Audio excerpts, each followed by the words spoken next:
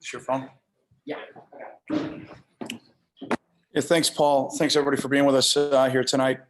First of all, great news about Burke. Everything, the reports I got back from the medical team, he was moving all of his extremities. He was having a conversation with our medical team, albeit though, it was a tough hit and a tough play. And we're going to lift him up in our thoughts and our prayers. That's what I asked the guys to do. After that moment, kind of seems really secondary talking about the game, but it's obviously what I'm here to do. Credit Michigan State. 2 weeks to prepare. They had some little wrinkles that we did some adjusting to, but a lot of self-inflicted wounds on our end. Turnovers.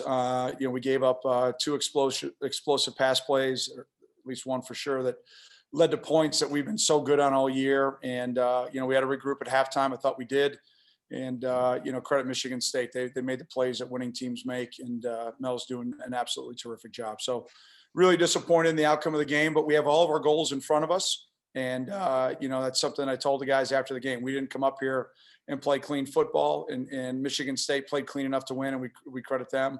But we've got to get back to work here next week and, find a way to go 1-0. So with that, I'll open it up to any and all questions. Thanks again for being here.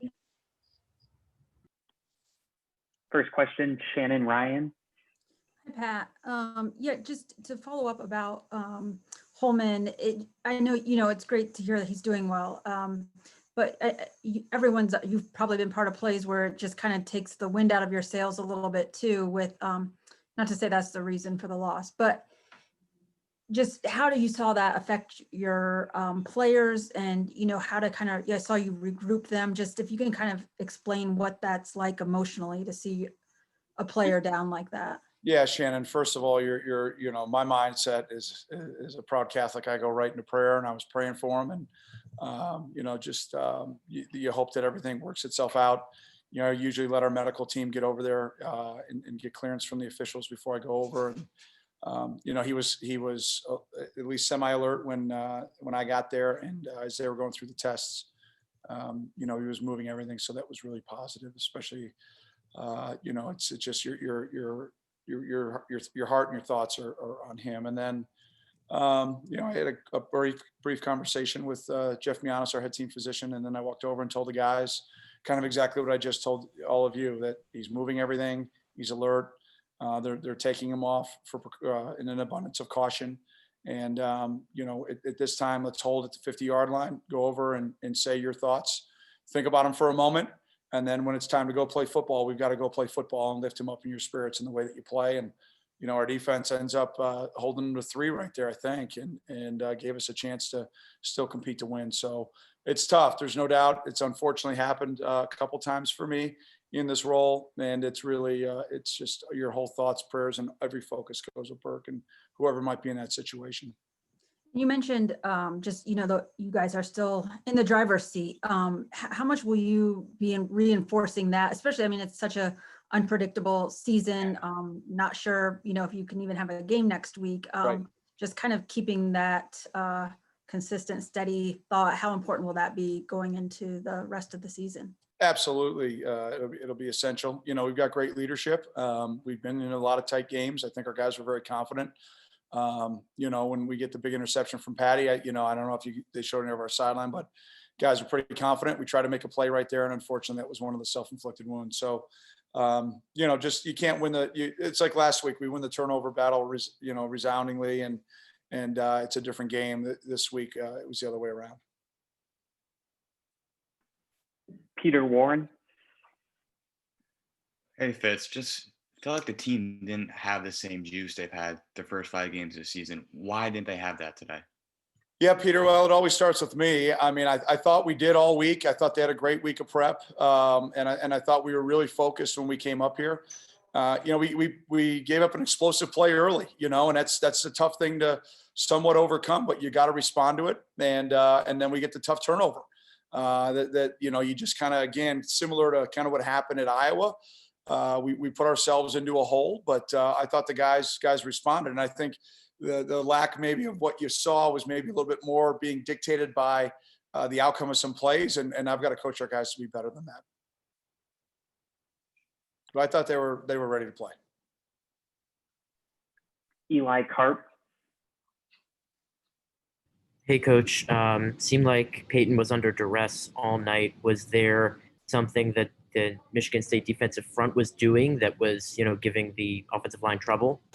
Yeah, Eli, I think we lost some one-on-one battles. That's what it looked like to me. It looked like we handled their pressure fairly well, but it looked more like we lost the one-on-one battles. So credit their D-line. We were really impressed with their defense on tape coming into this game. We felt like they were getting better and better each week. And, to see the way that they played in the second half against Indiana, you just kind of saw a shift and credit them. They made some big plays tonight that obviously stalled our drives, and it's a credit to their staff and to their players.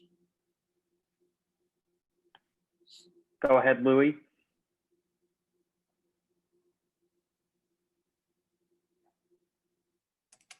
Sorry about that. Hey, Fitz.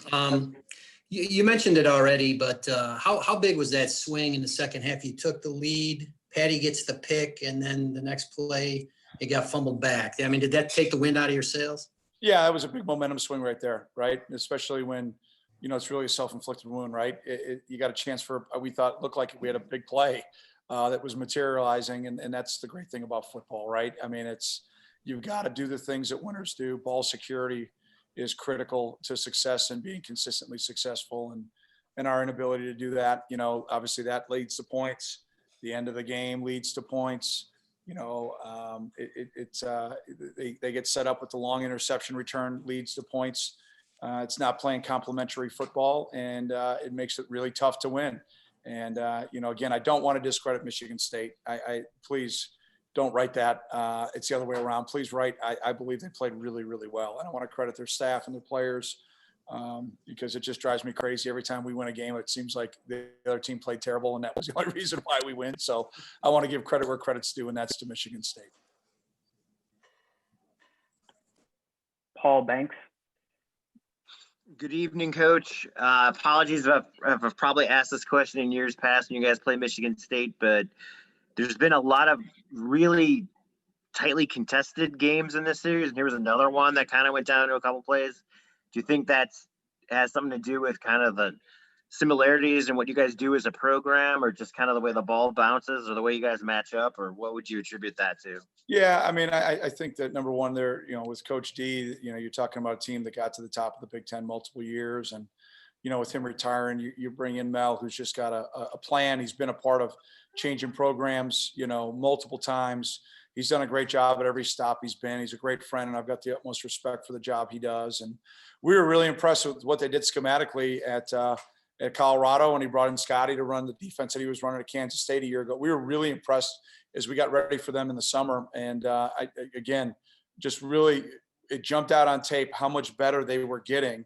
And then they didn't turn it over. I mean, they gave us the ball, one time, but prior to tonight, they had turned the ball over, and that had really made it tough for their offense to get anything going. So again, credit Rocky. He played great tonight, probably played his best game of the year, and, credit him. Hallie DeVore. Hi, Coach. So Michigan State is clearly not a rushing team, and everyone kind of thought they'd rely more on passing, yet they were still kind of able to rush all over your defense. So I'm curious what you think kind of the hiccup in your defense was, or what went wrong there. Yeah, Hallie, I thought they had a couple of plays that we had to tweak some things a little bit schematically, again, so credit their offense. And then and their offensive coaches, their players and our coaches. And then, we've got to be better against the quarterback draw. I mean, it was Nebraska. It was this game. We got line movements on. It's just disappointing. I mean, it's really disappointing for us not to play that play effectively. So they had one cool little wrinkle on the one that we had a call on, and we didn't execute the call. So we'll look at it first and foremost as us as coaches, because we're the ones responsible for making sure the guys can execute. So it'll start there, but that's where, some of the yards, really came, I thought, tonight in the run game. Ella Brockway. Hi, Fitz. You guys had been in some situations earlier this season, especially against Iowa, where you got down early, but you were able to make the necessary adjustments and come back. Was it just a matter of Michigan State was making those adjustments faster tonight, or was there something else you saw that? Yeah. I thought, great question. I thought there was adjustments on both sides, right? I mean, we went to some things, they adjusted, they went to some things, we adjusted. I think the difference is the turnovers. I think it stalled drives. If our field goal drives end up being touchdown drives, it's a different game. So again, credit their defense. And, I think, again, anytime the first time you play each other, which our staffs really hadn't played against each other in the past, there was a bunch of adjustments going on. And again, credit them with a week to prepare for us. They did a good job using their extra practices to have some little nuances, nothing major, but some little nuances. And then we've got to win our one-on-ones. That's what it looked like tonight. It looked like we lost a bunch of one-on-ones at multiple positions. And we've got to get our guys back confident and get them back winning those one-on-one battles. Time for one more question. Andrew Golden. Hey, Coach, you obviously had 2 4th downs in the first quarter that obviously changed the game, and you didn't get them. Would you change your approach for going for those 4th downs? Can you explain why you went for those early on? Yeah, well, number one, I don't believe that 4th down is an automatic kick down. So that's number one. Okay, so conventional wisdom aids, I don't. I want to be aggressive. We came up here to win the game. We liked the calls that we had. The first run play, we had a communication breakdown, and obviously that doesn't end up working out. And we give up the explosive touchdown, which obviously you talked about. I think Peter brought it up. We didn't seem like we were into it. I disagree. I thought we were ready to go. That was just a momentum swing. We had to answer it, and we come down, put another drive together, and on 4th down, I don't know. You guys tell me about that play. I don't know. Bang, bang. From my perspective, I thought that should have been 1st down Cats, not interception Michigan State. That was just what I saw from the sideline. So I'll take a look at it on the tape, and then it gets called. You got to play what's called. And our defense did a good job rising the occasion. But again, you can't be spotting teams 10 points and think you're going to win. But you better buckle it up, brother, because I'm going to be aggressive. I'm not going to sit here and say 4th down's punt. That's like Pat Fitzgerald 1995.